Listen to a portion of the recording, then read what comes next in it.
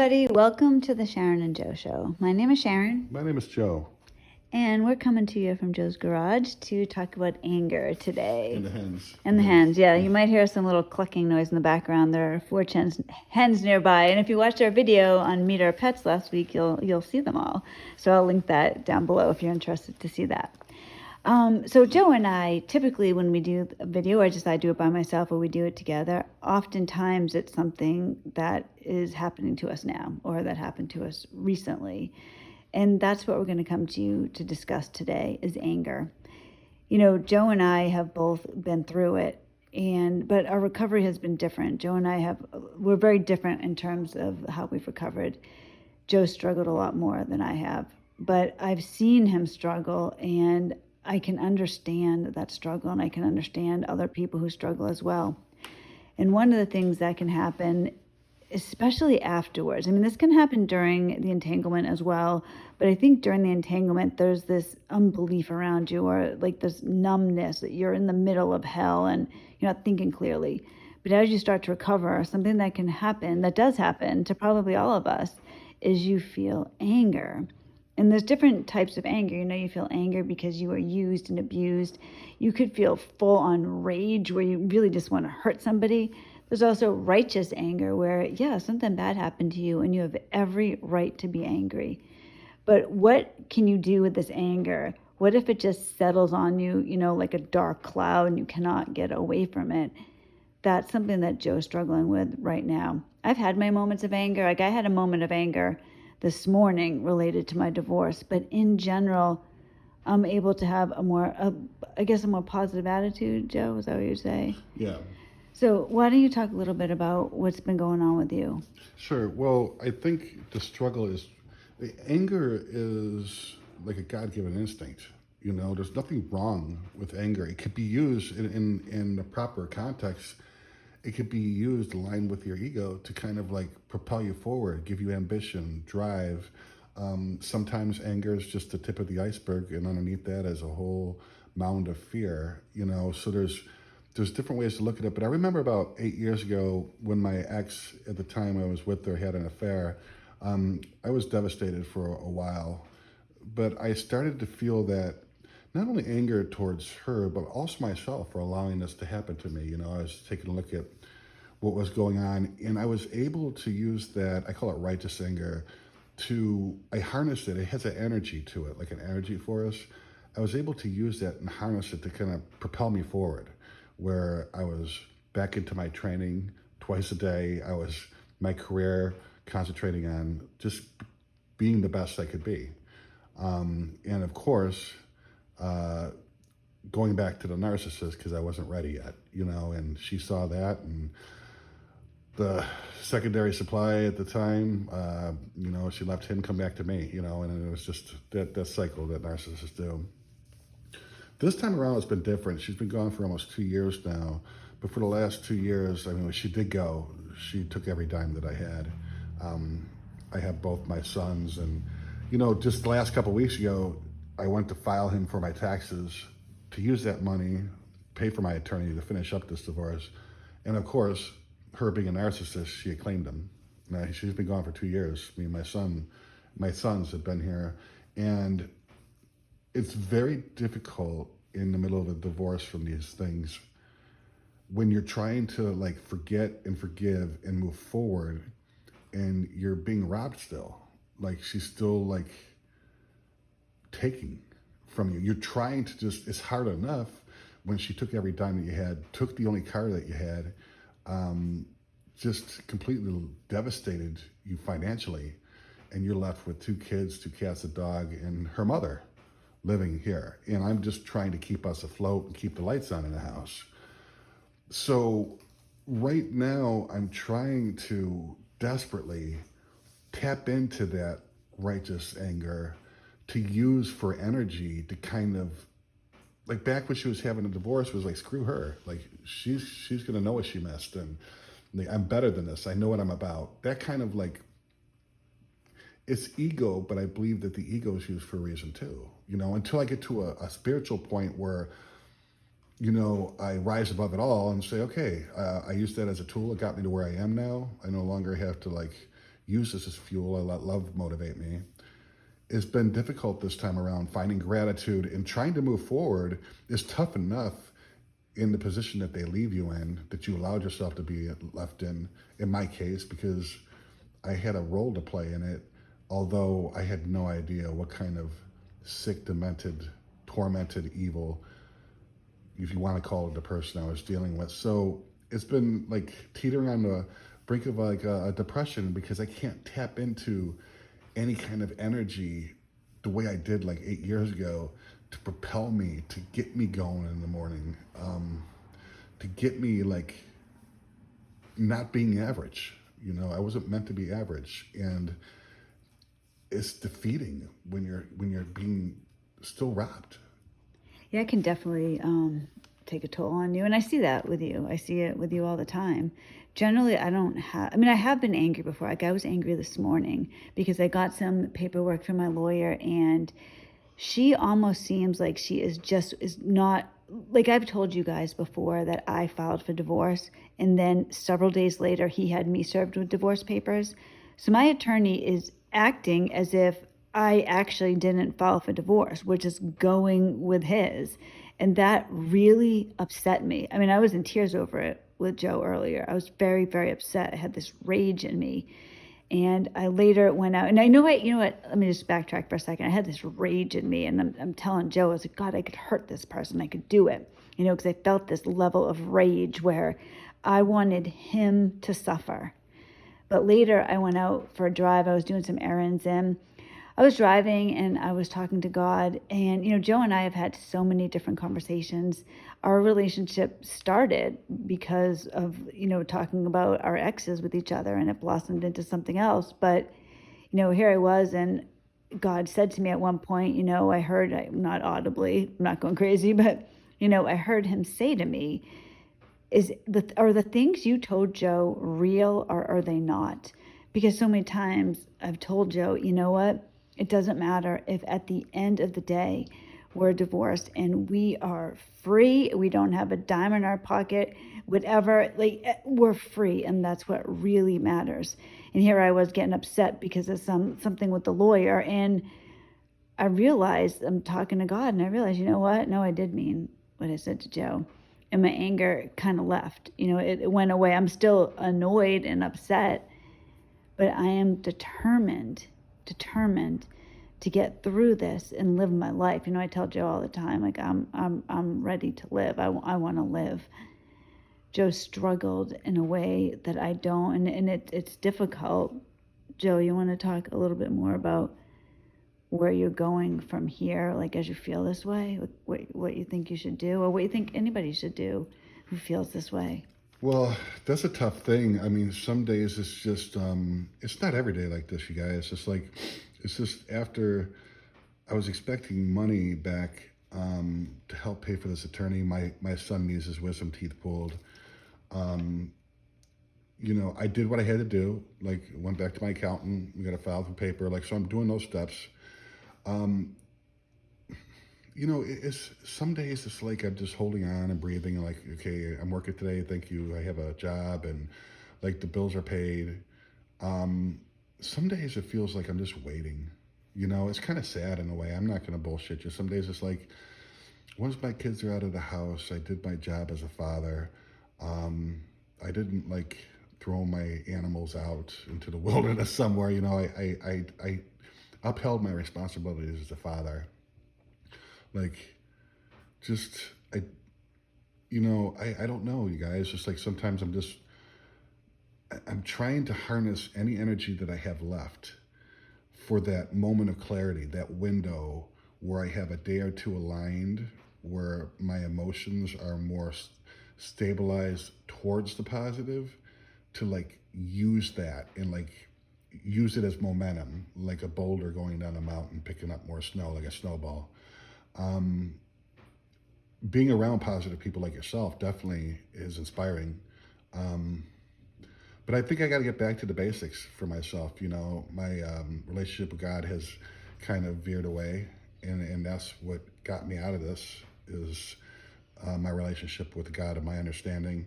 And then I'm in recovery too, from drugs and alcohol, and I think going back to meetings is like a big part of that, because I'm naturally like selfish and self-centered by nature, like self-condemnation, self-pity.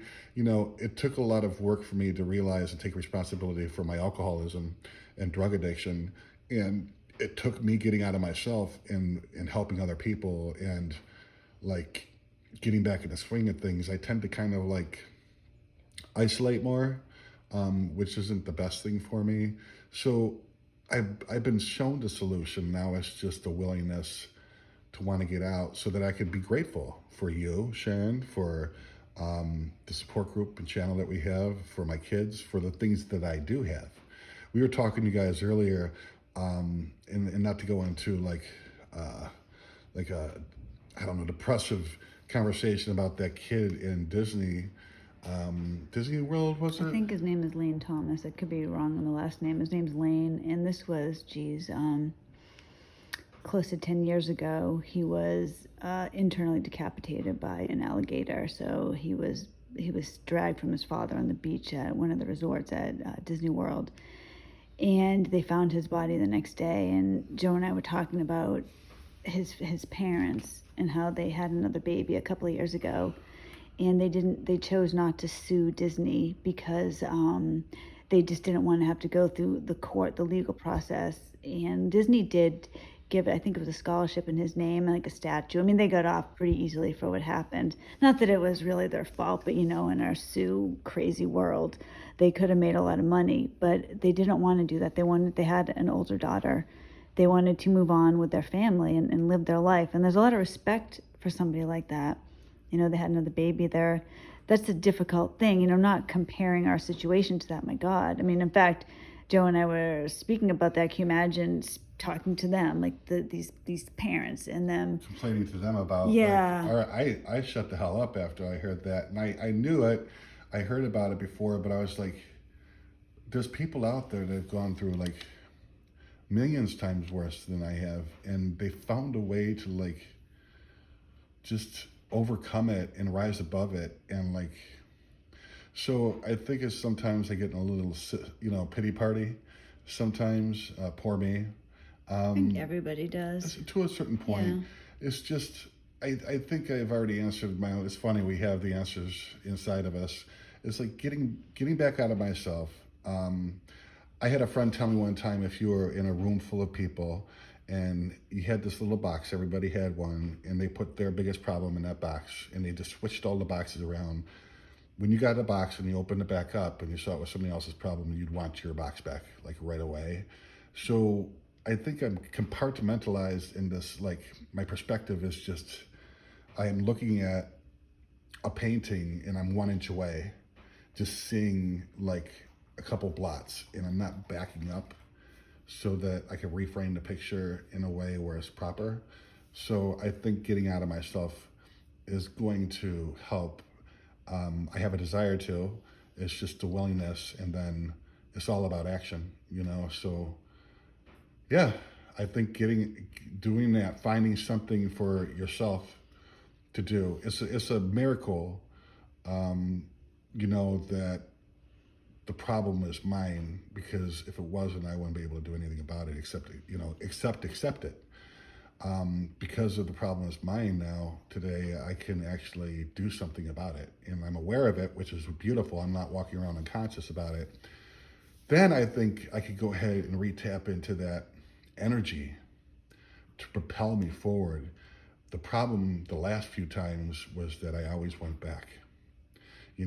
Finding that energy for myself, I did back then, but I went back. Now it's just like never going back, ever, in a million years, and having enough courage to move forward together with you. Yeah, when you were speaking for a minute ago, it reminded me of something. So many times people, it's just natural. You tend to focus on yourself, right? I have this terrible problem, and you put yourself as, if you're around other people, well, my problem's worse than anyone else's. You feel bad for yourself, and almost like you want this like pity. And it just made me think, like, if you saw Joe, if you saw him, you wouldn't think, oh my gosh, this guy's really going through it. He's really struggling. You never know what people are actually going through. Recently, I had mentioned on the channel that I had the police come to the house to check on my children. My ex did a wellness check to intimidate me. I mean, I realized this. And it didn't so much intimidate me, but it upset me. I was very upset about it. I was very upset that my kids had to be interviewed by the police yet again. I was very annoyed. I was upset about the whole thing. An hour later, I had to go to work. And, I'm at work, and if you know me, I'm pretty cheerful. People know that about me. It's not typical for me not to be. And here I was at work, and my boss was like, "Hey, Sharon, how's it going?" And literally in my response, I was thinking to myself, pretty bad. I wish I wasn't here right now because I'm really upset, But instead, I was like, "Oh, hey, I'm doing good. How are you doing?" You don't know, you know what I mean? You don't know how people are. And Joe and I try to be real with you on this channel because people who know us, who we're out and about with every day, wouldn't know this about us. That we struggle, that we have issues, particularly Joe. I mean, he struggles. Well, as I said, this last 2 years of no contact, like, Jesus, man. I mean, she managed to steal my first two paychecks, and she's been out of the house for like the first month. She stole $10,000 before that, and I'm partly responsible for allowing this to happen to myself. I'm not blaming anybody. They do have a major role to play as far as the chaos in your life. Don't get me wrong. Like, I gave her a set amount of money. It was notarized. Last year, she filed for taxes. She stole the car that we had because we're married, and she had a car. She just did it out of spite. I had to get my kids back and forth to the doctors, to school. No car, lights are off in the house. And then this year, like 2 weeks ago, she did it again. And it's like you're trying to move forward and gain traction, and every step of the way, it's like you take 2 steps forward and then 2 steps back, and you're in this limbo. In the meantime, I got a bathroom shower that's leaking, that's like causing the drywall in my garage to like bow, a broken window, things that I got to prepare and work around the house. And I got like $18 in my account. My headlight on my car is burnt out, and I got like maybe about an hour's worth of gas in my car. So it's very difficult for a person like me with my personality to find gratitude in that, even though I know there is, even though I know it's not God's fault. If it's not, like, sometimes I blame God. It's like, you knew when you created me how my brain works, that I was going to be codependent. And it's like, I stopped though, but it's like very tricky in the no contact part, even after recovery, because they don't just go away. And if you're married to these things, God, like, they're narcissists. This is what they do. So it's like, you just have to be relentless. Like, the fire inside you, that little light that's shining, just has to have the will to live more than does to like just fall down and stay down. Yeah, I feel a lot differently than Joe. I get it though. I do understand it. But I feel like when it comes to this type of thing, you can use your anger for good. Yeah. I mean, you can use it for bad too. You can go crazy with revenge and really try to hurt this person or anybody connected even to yourself. them. Like, Yes, that's I true was too. angry. I was pissed off at myself. God, I was there like 8 years ago. I used that. I call it justified or not justified, like righteous anger, like to propel myself forward, like to become a better person. And so I've done it. It's like this time around, it's like there's a part of me that's just like, I don't know if I want to do it again. It just takes so much. And it would be different if she didn't keep coming in and taking more. It would be different, but it's not. So trying to accept that, tap into that, like, where the hell is this righteous anger at? I need some kind of energy to kind of pull myself forward. But if I'm being honest with myself, my relationship with God isn't where it was like last year. And the meetings and groups I attend in my recovery, I haven't been, so I'm not around people that like think like me, that understand like me, so that I could hear some stories. Because when you're dealing with narcissists, oh my God, when you're dealing with alcoholics and addicts, we're angels compared to narcissists. Trust me on that.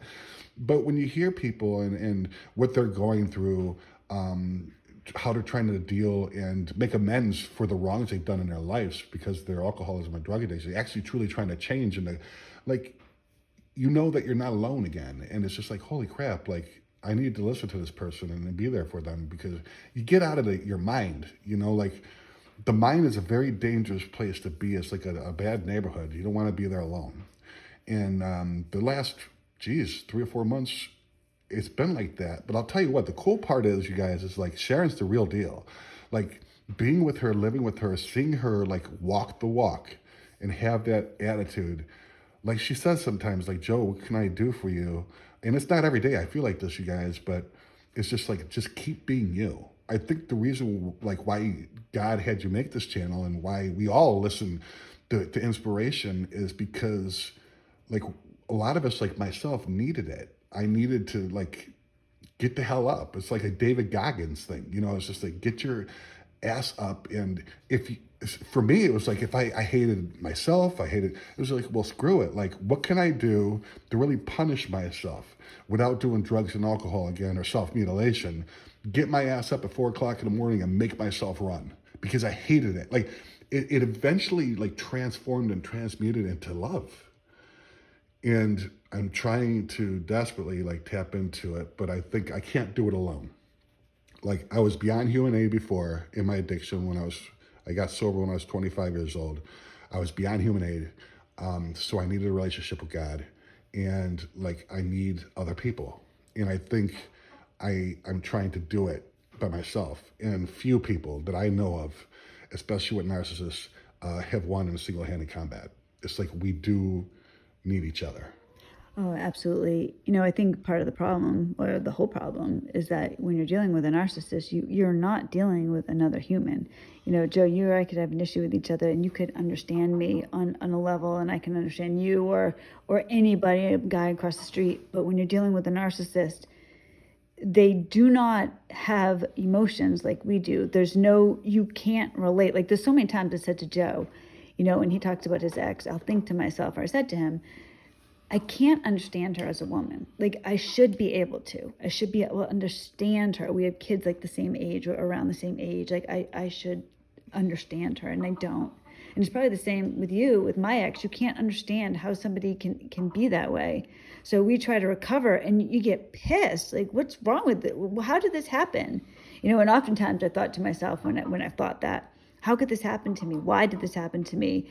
Immediately, like in my head, I think, well, why not me? You know, who should suffer for me? You know what I mean? I had a friend that I always just say, Joe, everybody gets to turn on the wheel. You spin the wheel and shit happens. Be grateful for that. Like, whatever you got, be grateful for. Yeah. Yeah, so it's like, and then you're dealing with like psychic, spiritual things far beyond just us and the narcissist. Like ancient, very spiritual things going on that, you know, some of the most real, truthful things we can never see. So there's that in the play on top of it. And, you know, losing my connection, slowly getting away from God, definitely isn't helping. You know, I have a friend who has said before that when we look at the world, we're looking at it through like a straw. So imagine, you know, you're looking through a straw. You don't see the big picture. God knows the big picture. He sees the big picture. And when we're struggling, when we're dealing with anger and, you know, depression and all types of things like that, and we think we can see the whole picture, well, this shouldn't have happened, or I shouldn't have done this, or he shouldn't have done that, or she said this. We're really looking at it through this little like straw, and we don't see the whole picture. And what really we need to do, you know, is take that anger, take that depression, whatever it is, and use it. Because I have found in my own experience that being with a narcissist, it's really been the worst thing that's ever happened to me. It was horrible. It's terrible. Even now, it's terrible. Like, I'll tell you, I'm going to talk about this more in Wednesday's video. But what my ex is doing, what I believe he's doing with this divorce, is he's gearing up to claim that I'm an unfit parent because there's nothing else that he can do. So he's going to try to hurt me in that way, and that has upset me. But I'm also trying to look at it as, all right, you know, Joe has said to me so many times, you know, well, he's just being a narcissist. He's just doing what narcissists do, and we give that advice back and forth to each other. But as we move forward, it's so important to be able to think about what we do have. You know, I always think of the positive, and it's been, as much as narcissism has been the worst thing that's happened to me, there's a silver lining to it. Now that I'm free, you know, some of you may know I have like that phoenix tattoo on my arm, And it symbolizes me growing, me becoming the person that I was always supposed to be, because I wasn't that way. When I think of who I was a couple of years ago, I was afraid of everything. I was afraid of my ex all the time. I just stayed by myself. I didn't have any friends. I was afraid. I lived in fear. Every day it was horrible. Now I'm free. Like, I like being around people. I enjoy my life. I do. And I'm excited, to live a life with Joe and raise our kids together. And it's difficult, and we're real with you. It's difficult, moving forward for something like this, but it's right in front of us, all of us, not just Joe and I, all of us. But I think it's important to keep moving. It's like, if maybe you can't run, that's okay. Crawl, get on your stomach and roll forward, whatever you have to do. Like, as long as you are moving forward, you will eventually get there.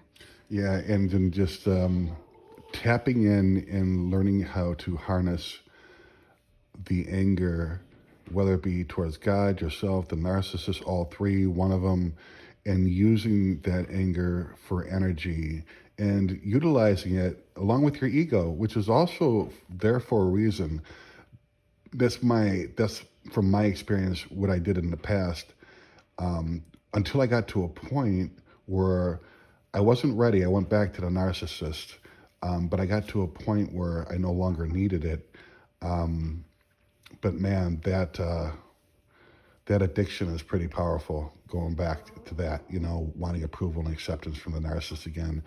This time I don't have to ever go back, and I need to remind myself that. And also, prayer is like one of our most important tools. But as I said, like, I can pray for potatoes all I want, but if I don't pick up the hoe and fertilize the soil and do some work myself, there ain't no damn potatoes going to grow. So in a way, doing this video, I actually answered my own question as far as how do I tap into that source again, because it's important. It's a good harnessing tool to use to catapult yourself forward. And just keep me in your prayers, you guys, so I get off my ass and do something about it. Guys, all of us, who are suffering under narcissism and recovering or have recovered, or wherever you are, you've been touched by a narcissist, we need to help each other. Right now, Joe's having a down moment. Maybe it'll be me next week or somebody else the week after that. This is what happens. It's part of the recovery. But, Joe said something to me this morning that actually switched me. Yesterday I was having a bad time, having a rough time, and this morning I was having a bad time. I've just been weepy. I don't know. I've just been having it like an issue. And Joe said to me at one point, he's like, Sharon, you never have to speak to this person again. Never, ever. And he's saying this, and I'm like, God, that's true. And then it occurs to me, like, right after he said that, one day I'm going to be holding grandbabies in my arms. Aunt Joe's going to be holding my ex's grandbabies in his arms. He's not going to be anywhere around. He's going to be living. God knows what he's going to be doing. All of us have a wonderful future ahead of us. We need to walk towards it, run towards it, get it, grab it. It's like this golden ring in front of us. We just have to take it. And it's there. Don't be afraid, but just keep moving. Even when you have a bad day, keep moving. Because remember, you feel better. You will eventually feel better. Anybody who's ever felt bad, think of it. You have a 100% success rate in getting through tough times. All of us do. It's just that when you're in the middle of the tough time, you feel like it is never going to get better. I might as well just end it now. There's no future for me. Life is terrible. Life's a nightmare. God hates me. Whatever you say. But it's not true. It's what you feel in that moment. Yeah. So harness your anger and turn it into something positive. Like Joe mentioned earlier, I really think like the secret to happiness is helping God's other children. When I do something for somebody else, I'm at work, and what I try to do every time I go to work, I pray before I start work. I'm like, all right, God, please help me to be a positive force in someone's life. Let me cheer someone up today. And I try to do that. Because you don't know, like I said earlier, somebody could be having a miserable day, and just you, like, hey, how you doing?